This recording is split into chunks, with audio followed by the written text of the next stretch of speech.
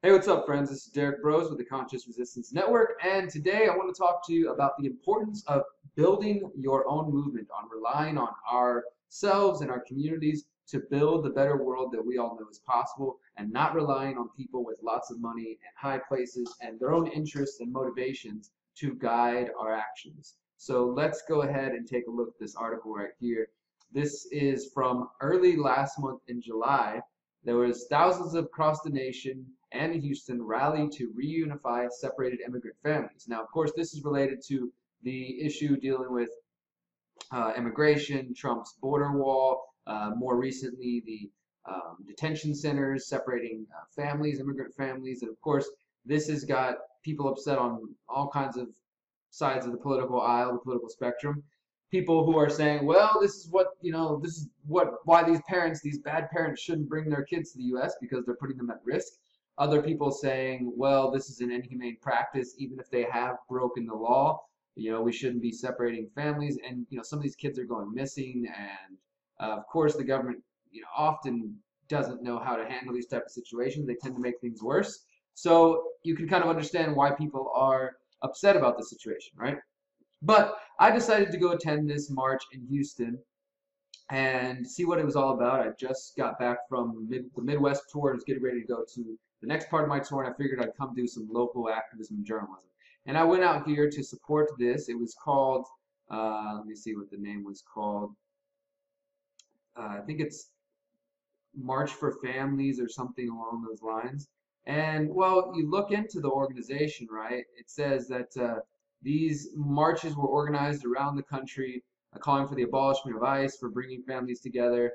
And well, one thing that I'll tell you this, guys, if you've ever been involved in activism, organizing, anything like that, then movements don't just pop up overnight, or at least it's not that easy for those of us on the ground to do so. Maybe if you've got thousands and thousands and millions of dollars to funnel into different places, you can create a movement overnight. And all of a sudden you have a fancy website that springs up, and you've got people saying, oh, hundreds of cities around the world, around the country are now joining this new movement. And people hear about it and they get excited and they want to come just jump in, especially new activists who are just waking up to a lot of different issues. And they find themselves out there like these people holding signs and chanting and just coming out maybe with the best intentions, but not really even understanding who exactly is funneling things and controlling things. So if you look here, Families Belong Together on the screen here, you can see this was the name of the movement. And I looked into that. I decided, well, let me go check out and see who is this Families Belong Together.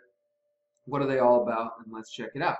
So we go to familiesbelongtogether.org, right? And as I said, nice website. Families Belong Together. Hundreds of children are still separated from their parents. Say that families and kids can count on you to keep fighting, okay? So they got all the social media channels. Find an event in your community. Show your support by shopping our t-shirt collection here. That's another thing. These movements, they pop up overnight, right? And as soon as you show up, they've got pre-made signs. They've got shirts ready for everybody, and they're also ready to get you to vote because you got to redirect people back into the system. That takes money and time, energy. Activists typically don't have the ability to just print out a bunch of shirts overnight and print out a bunch of nice yard signs and pre-made posters to hand out to everybody. And you can see here is your social graphics you already pre-made for you, so you don't have to think too hard. You don't have to be creative on your own. Just redirect people to their site, and then you can check out all their posters and social media.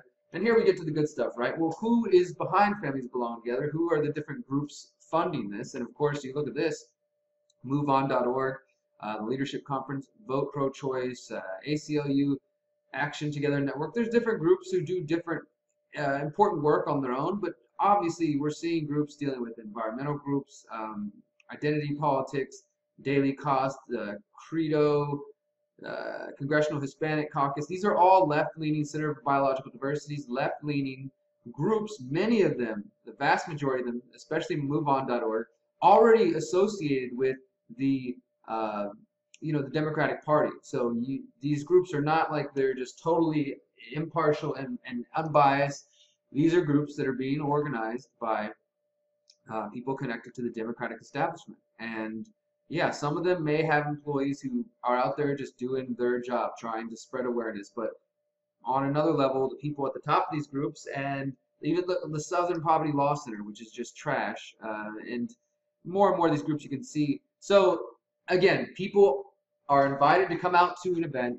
They get upset about a different issue, some issue, whether it's like gun violence or families being separated or you know, say surveillance or anything. Because this is the thing. This doesn't just happen with the left. This happens with the left and the right. I know a lot of you out there like George Soros. You know, yes, George Soros does fund protests and actions, and so do the Koch brothers, and so do Warren Buffett and other rich billionaires out there who are trying to direct society. In some ways, I can kind of understand, because if I had a lot of money and my way, and I was trying to get my way, which is to get people to stop believing in voting, honestly, then I would probably put as much money and energy into doing that as possible. I wouldn't be deceitful about it. I would be upfront about it. But, you know, so I can understand the motivations here. Obviously, we have different goals. But the main purpose of this video is to get you to see that movements are not created overnight. They take a lot of time, energy, and effort. And I don't care whether your movement's about stopping a pipeline or freeing Ross Ulbricht from prison or getting people to opt out of voting and to localize food production, whatever it may be. It takes time and energy. And when you see these movements just pop up overnight and they've got a fancy name and website and all the pre-made stuff, and you need to go looking to see who they're funded by, and typically you're going to see these same groups. They're trying to redirect people who are, again, who are waking up, paying attention to what's going on in the world, and being redirected back into that system to continue voting, continue to support it, continue to push it on further and further. So it's not anything that represents the values and the things that we care about. I think we need to be wary of this and make sure we're not supporting these systems, and make sure we're not supporting marches that and movements that have nothing to do with our actual goals. So the lesson here: build your own movement, create your own movement. You know, when I first started getting involved, before I started getting involved in activism in Houston in 2009, I got out of prison in 2008. By 2009, I was just waking up and starting to care about my community. I wanted to do something, so I started booking shows with musicians. I've always been a musician, and I've been in lots of bands, so I knew a lot of different bands and artists. And I just started my own promotion/label company called Visionary Noise, because I didn't see anybody doing the things that I wanted to do. There was a bunch of shows at bars and a bunch of shows at venues and just people partying and getting wasted. There was no benefits that were actually bringing music together for some positive cause. So I decided just to build my own thing and do that. And I actually had other promoters and bands say, you know, you can't just start booking your own shows. There's certain people that do that, and they try to tell me, you know, you can't do your own thing, right? Whatever, I do my own thing. Do it yourselves, do it together. DIY, DIT.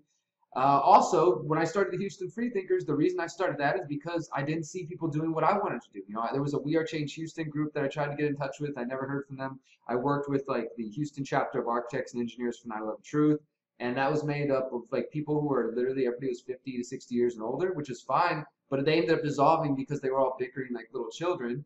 And then I went to like a Houston in the Fed group, and that was kind of cool, but it was also made up of some people who were a little more mainstream than me. And my point is, I was going to all these different groups trying to connect. I was going to anarchist community groups here in Houston and connecting with them on some levels, but not on others.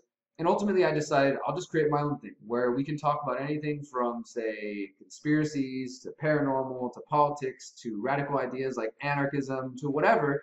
And you could just be a critical, free-thinking person and get along with other people. So I just did my own thing. Over the years, that's what I've always focused on. Conscious resistance. Nobody was talking about anarchism and spirituality, so I just started doing it, right? So if you have a desire to affect a cause and to get involved in some way, then just do it. Don't wait for other people to tell you that it's okay, or for them to create a big event that draws out hundreds of thousands of people. Maybe your events won't draw out the big crowds that come out for the mainstream things, but at least you'll get the people who really care about it. And you can still go to some of those big mainstream things and say, hey guys, if you want to do more than just come out today whenever it's popular in the mainstream, here's our group, here's our community, come get involved with us. So take it as an opportunity to connect with other people. And that's all I want to share for today. Build your own movements, trust yourself, reject the state, reject the society and the culture that tells you that you are not strong enough to create something within your own heart and your own mind, and to come together with other empowered beings to create a better world. Thank you guys so much for watching. Remember to subscribe, follow, like, share, all that stuff. We are on steemit.com/@Derek or @dbros, my name. Of course, you can find us on theconsciousresistance.com. Always bookmark the website because YouTube and Facebook might be gone shortly. And remember that we are completely crowd-funded journalism activism via our supporters, and of course with Smart Cash. We work with Smart Cash. Check them out. Check out this cool shirt. Smart Cash, free yourself from central banking. Check out smartcash.cc to learn more about them. But if you want to support us, you can always support us via patreon.com/DerekBros, and just support us by sharing our work. Thank you guys so much for the support. See you out there on the interwebs. Remember, you are powerful, you are beautiful, you are free.